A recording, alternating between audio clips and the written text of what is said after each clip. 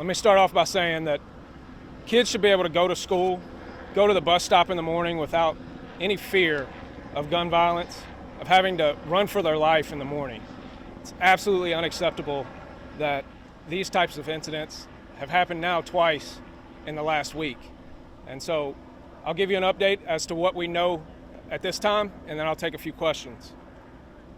A young woman was walking to the bus stop with a young child this morning when shots were fired by a suspect.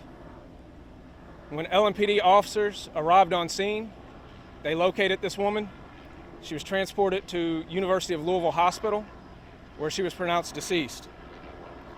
That happened at approximately 8 a.m. at 11th and Chestnut, just near the YMCA and several school bus stops.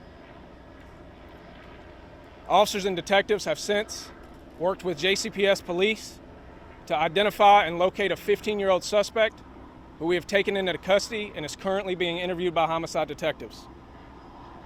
I want to remind you that these are not anonymous faces of kids and gunmen. These are our kids.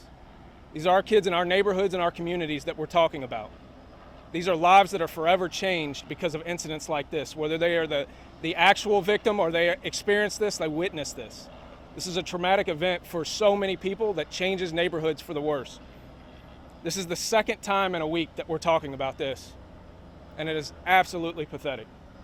It is something that us as a community, we have to do more.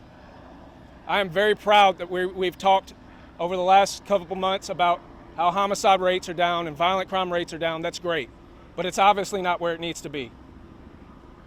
Any of these incidents is too many. LMPD, the community, the Metro Council, I see council members here. I appreciate you being here. We all have to do more to get this under control. Anytime we're talking about a 15-year-old suspect who has now killed a woman and done it in front of very small children, it's absolutely unacceptable, and we're not going to tolerate it. And we're going to work together as a community to make sure we solve this, and bring justice to this family, and prevent this from happening anytime in the future.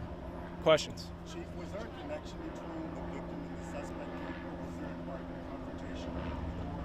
So the question was there a confrontation or any known relationship between the victim and the suspect? That's part of the investigation that we have going on right now, and as soon as we're available, we'll make that information available to you as soon as we can confirm. I cannot hear you. So the question is, what's going to be done about the kids in the vicinity who may have witnessed this? Right now, we have counselors who have come. We're working with JCPS, YMCA, the Office of Violence Prevention, and we have counselors on scene currently. And I know JCPS has counselors within their schools that'll make sure that they get with these kids and offer the support that they need to get through this tragedy. Understand, you don't get through something like this as a young person. This is something that changes you forever.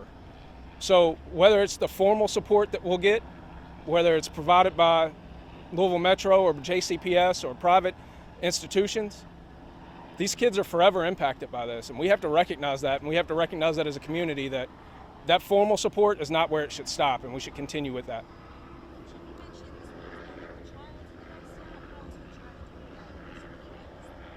So the question was, she was walking a child to the bus stop at the time. How is the child doing? The child was not physically injured, but we are in contact with the family and trying to make sure that that family gets the services and support that they need.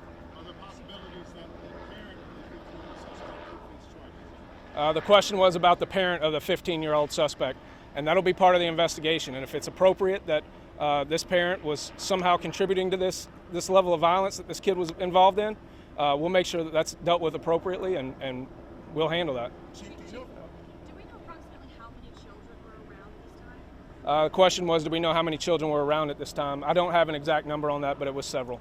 Chief, do you know where this 15-year-old is a student? Was he headed to school, or was he not going to school? So the question is, where was he a student at? I'm not sure if he was actually a student, but we did take him into custody at Shawnee High School. Chief, after the shooting in this area last week, were there any safety measures put in place that would prevent something like this? So the question was about safety measures put in place since the incident last week. We had officers out here at the bus stop every morning. Today happened to be the first morning that we did not have officers at this bus stop. So this is something we'll continue to monitor. We hope that we've taken care of this particular problem. This is something we're going to work with JCPS and the Office of Violence Prevention to make sure that we're able to get ahead of these things and prevent them when we can. So the question was this connected to last week's shooting? And that's still part of the investigation, and as soon as we can confirm whether or not that is, we'll be able to give that to you. So thank you all. Thank you all.